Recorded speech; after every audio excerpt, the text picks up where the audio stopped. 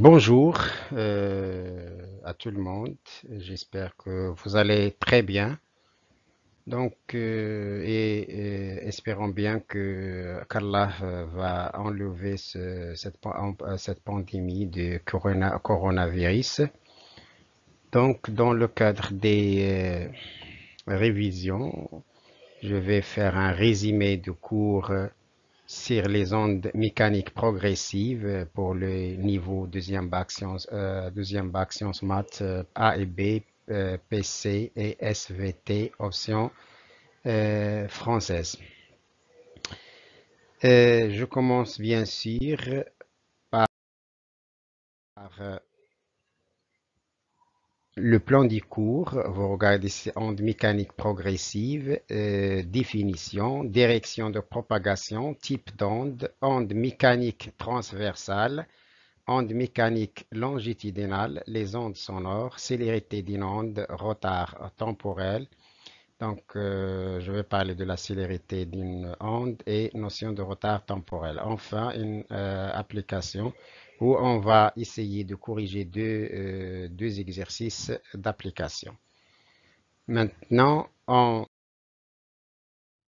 commence par onde mécanique progressive. Ici, vous voyez un ressort, donc une onde qui passe à travers un ressort et ici à la surface de l'eau. Comme définition, l'onde mécanique est le phénomène de propagation d'une perturbation dans un milieu matériel élastique sans transport de matière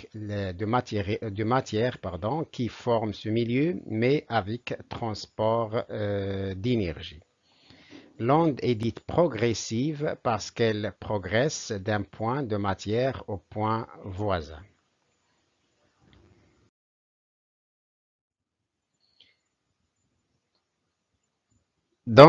Pour direction de propagation, une onde se propage à partir de la source. Vous voyez ici, la source, c'est la main, à partir de la source dans toutes les directions qui lui sont offertes. Il existe ainsi des ondes à une, deux ou trois dimensions.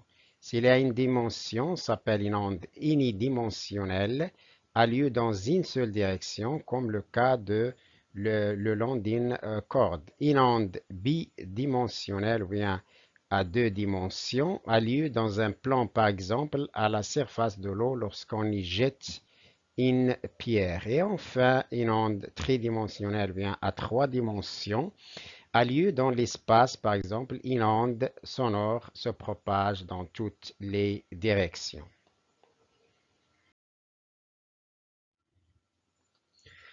Type d'onde, normalement on distingue deux types essentiels d'ondes. L'onde mécanique transversale et onde mécanique longitudinale. Onde le long d'une corde, regardez ici. Le déplacement est perpendiculaire à la direction de la propagation et la perturbation donc le déplacement et le sens de propagation sont perpendiculaires. C'est le cas à la surface de l'eau, pour une onde à la surface de l'eau. On peut donner la définition. Une onde transversale provoque une perturbation dont la direction est perpendiculaire à la direction de propagation de l'onde. Comme vous voyez ici, donc le déplacement et le sens de propagation sont perpendiculaires. 3.2 onde mécanique longitudinale, comme exemple, onde le long d'un ressort. Un ressort, le son aussi, pour les ondes sonores. Qu'est-ce qu'on voit ici? Que le déplacement, la direction des déplacements et de propagation sont parallèles. Donc, comme définition, une onde longitudinale est une perturbation dont la direction est parallèle à la direction de propagation de l'onde.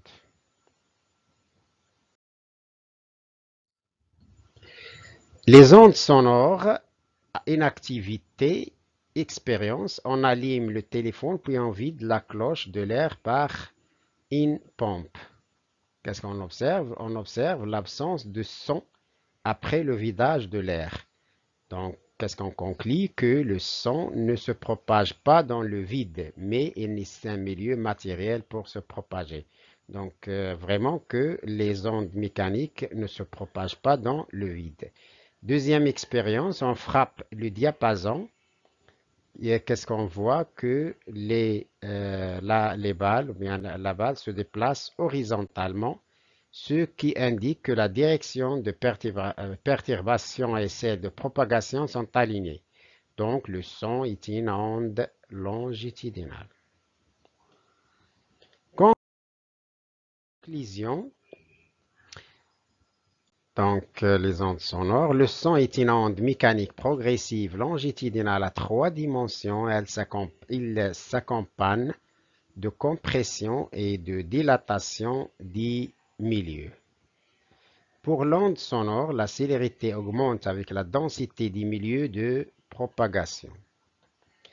Donc, la vitesse à travers les gaz est inférieure à travers des liquides, à travers des solides, bien sûr. Donc, comme exemple, ici, par exemple, dans l'air, c'est 340 mètres secondes moins 1, l'eau 1500 et l'acier, c'est 5940 mètres secondes moins 1. Donc, la célérité dans les solides est plus grande que dans les liquides, que aussi dans les gaz.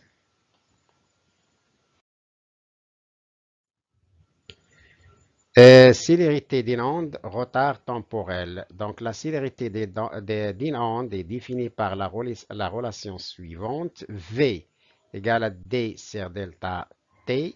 D en mètres, c'est la distance parcourue par l'onde. Delta T, c'est la durée en secondes. Et V, c'est la célérité de propagation en mètres secondes moins 1.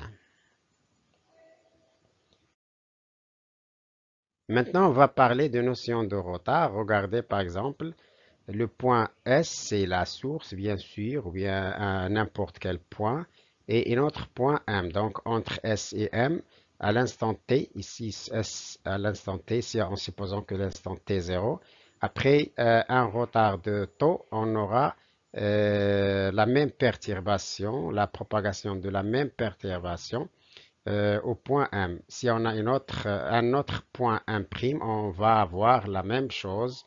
Et ici, vous voyez, ici, c'est l'élongation. Donc, au cours de la propagation d'une onde mécanique non amortie, tous les points du milieu de propagation subissent la même perturbation que la source, mais avec un retard taux, tel que taux égale à Sm, cette distance entre S et M sur V. Généralement, si on a deux points M' et M, le retard est donné par la relation MM' sur V. M, c'est la distance MM' sur V, la vitesse de propagation de l'onde. Maintenant, remarque, par exemple, la célérité d'une onde le long d'un corps est donnée. Donc, par exemple, ce phénomène, onde progressive sinusoïdale, donc donné par la relation V égale à la racine carrée de F sur mi, avec F, c'est la tension de la corde, et mi, c'est M sur L, c'est la masse lumique. La célérité d'une onde sur la surface de l'eau donnée sur la surface de l'eau, bien sûr, regardez ici, c'est V égale à la racine carrée de G fois H, avec G l'intensité de pesanteur et H la profondeur de l'eau. Et pour finir, je vais passer à l'application et l'exercice numéro 1. On modélise l'aspect d'une corde parcourue par une onde transversale de célérité C égale à 20 mètres par seconde à l'instant T1 égale à 0,020 secondes. 1. Quelles sont les abscisses des points correspondant au débit et à la fin du signal. Donc ici, ces applications seront dans la boîte de description. Donc il faut arrêter la vidéo et essayer de faire l'exercice. Après, vous allez voir la correction. Deuxièmement, quelle est la longueur de la déformation de la corde affectée par l'onde? À quelle date d'onde va-t-elle arriver en un point M d'abscisse 5 mètres? Déduire la date de la fin de l'onde pour arriver à M. Déterminer les abscisses du débit et la fin de l'onde 0,2 secondes plus tard. Représenter l'aspect de la corde 0,2 plus tard que précédemment, c'est-à-dire que la question 4. À l'instant choisi comme origine, le front d'onde se situe-t-il au point choisi comme origine? Je passe maintenant à la correction. Donc, question 1. Quelles sont les abscisses des points correspondant au débit et à la fin du signal? À l'instant T1, le front, vous regardez ici, le front atteint 2,5 mètres et la fin atteint l'abscisse 1.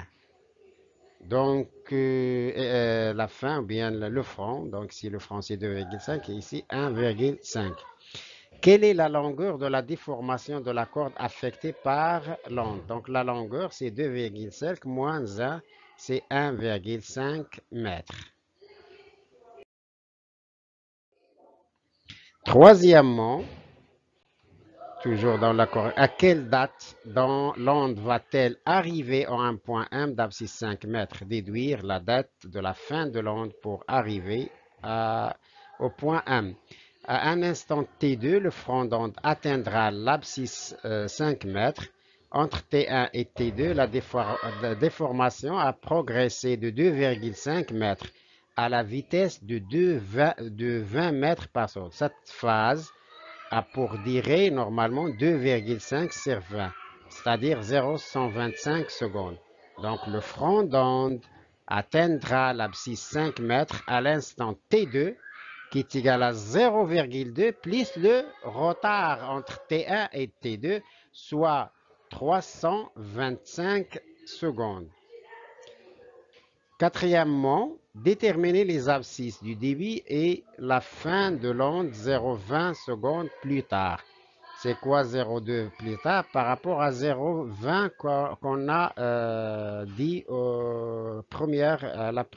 pour la première question. Donc, en ce point, le débit est d'abscisse 5 mètres et la fin atteint 6,5 mètres. Pourquoi?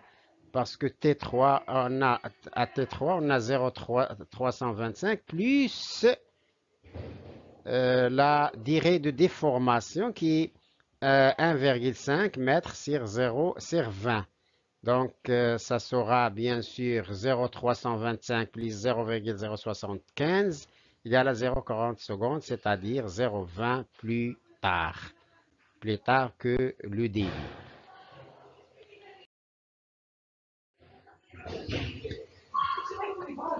Cinquièmement, représenter l'aspect de la corde 0,20 secondes plus tard que précédemment.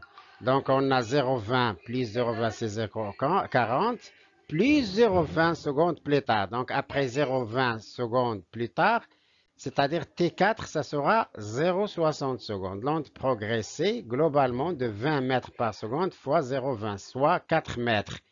En effet, le front de l'onde se trouve à l'abscisse 6,5 plus 4, soit, disons, 10,5 mètres. Le débit de l'onde se trouve 1,5 mètre derrière, soit 10,5 moins 1,5, ça sera 9 mètres. Donc, graphiquement, on aura au point à l'abscisse 9 et la durée de déformation 1,5, c'est 10,5. Donc, l'aspect de la corde 0,20 secondes, c'est-à-dire à l'instant T4 égale à 0,60, c'est ce que vous voyez sur la diapositive. Et enfin, la question 6, à l'instant choisi comme origine, le front d'onde se situe-t-il au point choisi comme origine? À la vitesse de 20 mètres par seconde, le front a mis 0,125 secondes pour arriver à la abscisse de 2,5 mètres. Instant de la photo. Ainsi, le front d'onde se trouvait à l'abscisse 0 à l'instant 0,20 moins 0,075 secondes, c'est le temps ou bien la durée de déformation. Le front d'onde ne se trouvait pas au point choisi à l'instant choisi comme origine, c'est-à-dire ici, c'est pas 0, 0,20 moins 0,075. L'origine est donc choisie loin de la source sur la corde.